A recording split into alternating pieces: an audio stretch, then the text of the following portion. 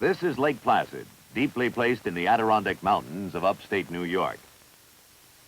It has been said that it lies on the express route for weather whipping down from the North Pole. From December through March, the temperatures remain well below freezing. The lake becomes solid, and Christmas is always white. Sleds, skates, skis, and snowshoes are standard equipment, and winter festivals are the highlights of a busy season. Lake Placid is a haven for winter sportsmen, the site of the Winter Olympics in 1932 and the World Bobsled Championships in 1969.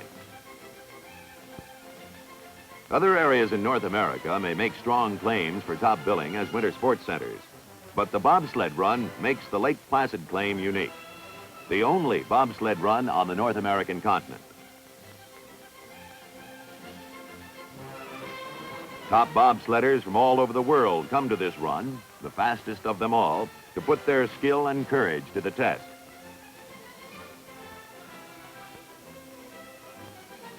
Among them, there is a new group who have passed all the tests, and now they are making a run for honors. These are the bobsledders of the United States Navy.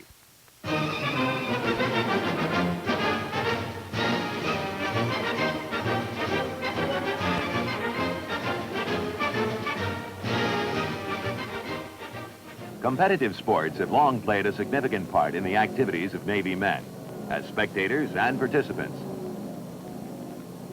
At the Naval Academy and throughout the fleet, sports of all kinds are encouraged and vigorously pursued. Perhaps the most unique and least known activity of Navy sportsmen is bobsled racing.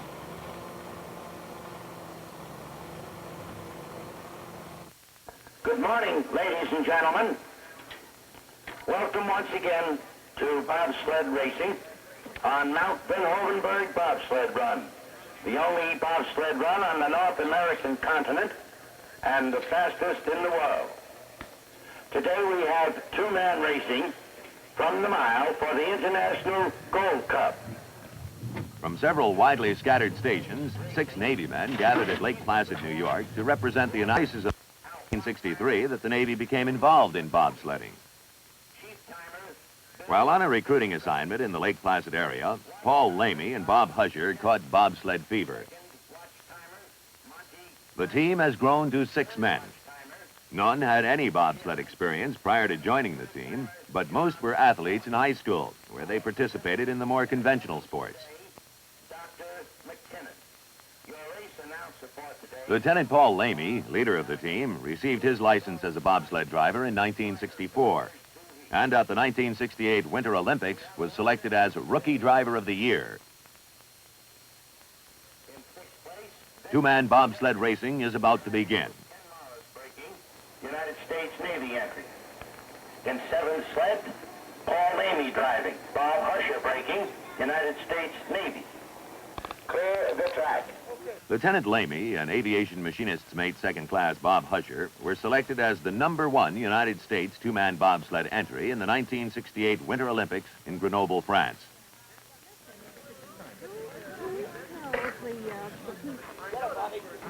Attention.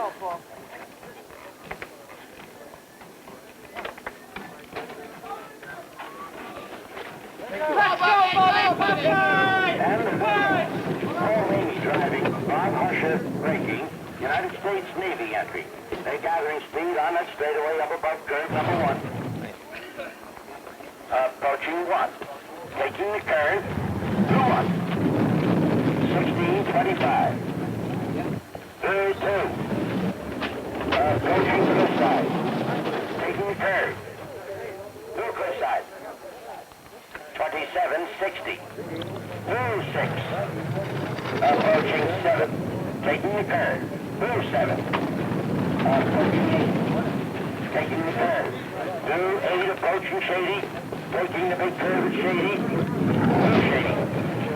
4575. Approaching little S. Taking the curve. Through little S. Approaching 12. Taking the curve. Through 12. Approaching zigzag. Zigging. Zagging. Through zigzag. 1, 2, 10. Here's 15, and here he comes, Paul Lamey, on the straightaway, approaching the finish curve, taking the curve, through, and down.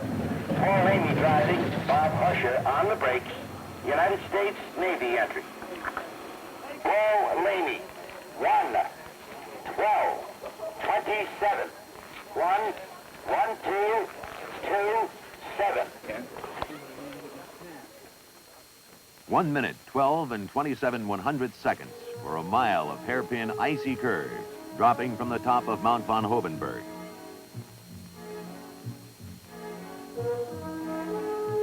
The run is a narrow furrow in the earth with rock-lined curves banked to a vertical plane.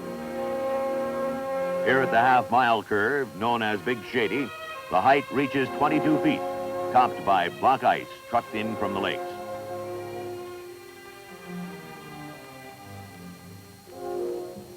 The slide surface is glaze ice made by freezing a snow and water mixture and sprayed daily with 20,000 gallons of water.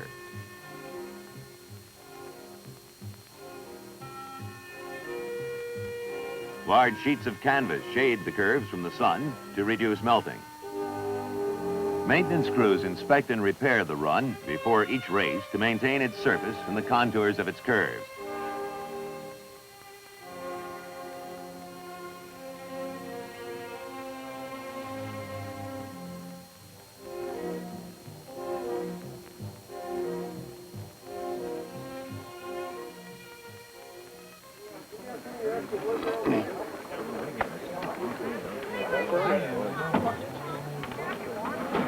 Vic Yerkins, Ken Morris, a two-man racing start.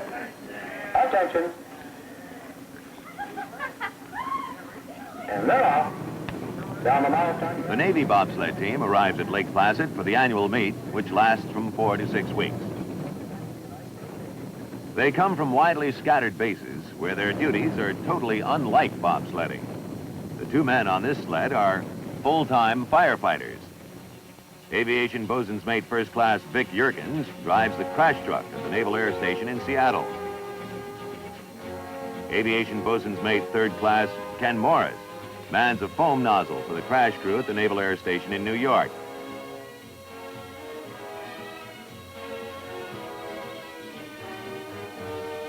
Aviation machinist's mate second class Bob Huscher recruits men for the Naval Air Reserve at the Naval Air Station in Minneapolis.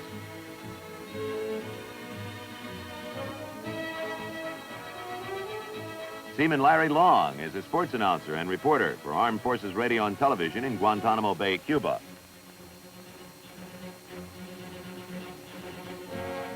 Lieutenant Paul Lamey is a public affairs officer assigned to the Office of Information in Washington, D.C. Approaching the finish curve, taking the curve, through, and down. That's Vic Yerkins driving, Ken Morris braking, an entry of the United States Navy. 1:16:86. 1:16:86. They have come to compete in one of the world's most thrilling sports and to share that special kind of comradeship that exists between sportsmen.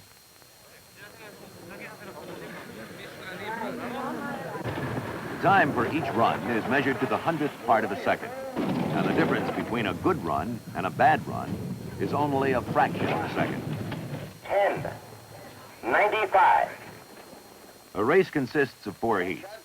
The difference between first and last place is often less than 5 seconds for the 4 heat total. The places in between are much closer. A 100th of a second can mean the difference. And they're off. Please stay clear of the rocks and get back off the rails. In their bid to conserve split seconds of time, bobsledders consider a number of factors. A good push off the top is most obvious, but equally important is the driver's ability to pick the fastest track down the mountain. He must pick the precise point to enter and leave a curve. The dazzling speed, the incredibly rough ride, the blinding glare from the ice, the bitter cold and the magnified forces of gravity make this a sports challenge with few equals. A curve taken improperly can lose precious seconds at best. and is certain danger at worst. 1991. Shape and alignment of runners are important, and bobsledders are meticulous in the care of them.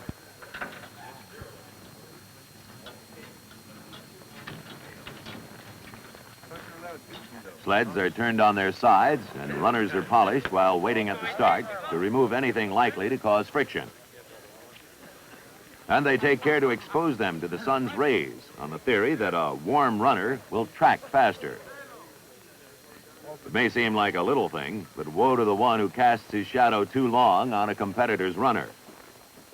Weight is also an important factor and is carefully controlled. Sleds of the racers are checked before and after the race to make certain that a sled and crew do not exceed the prescribed limits. Maximum allowable weight for a two-man sled and team is 825 pounds.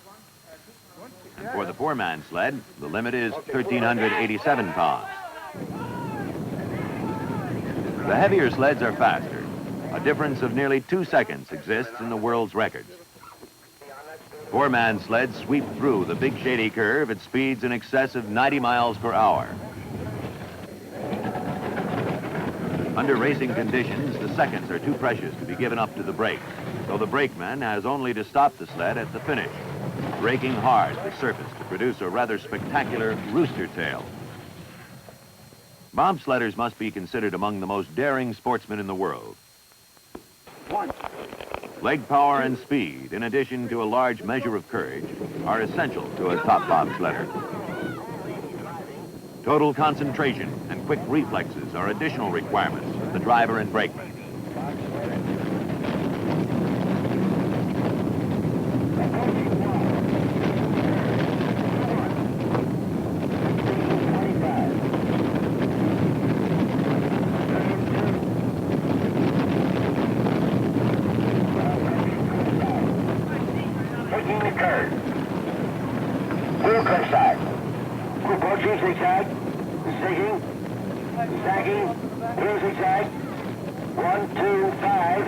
As with most Navy assignments, their duties and stations will change, and new Navy men will come to Lake Placid to accept the challenge of bobsledding.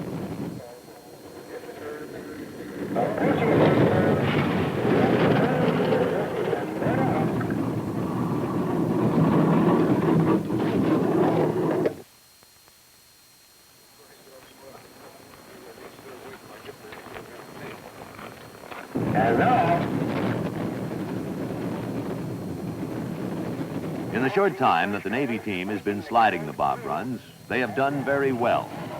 Besides being selected for the United States Olympic team, where they finished 6th in the world's two-man competition, they have made their marks in other events.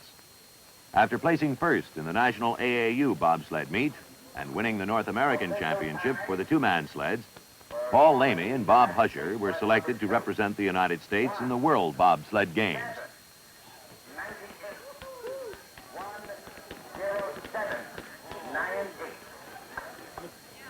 It has been said that leaders are made on the playing fields at Eton and on the gridirons of Philadelphia and South Bend. The test of a man's mettle in sporting events often leads to development of qualities that will serve him well in other times of stress, whether in war or peace. The bobsled runs of the world are also places where a man can find within himself qualities which can make him a better man.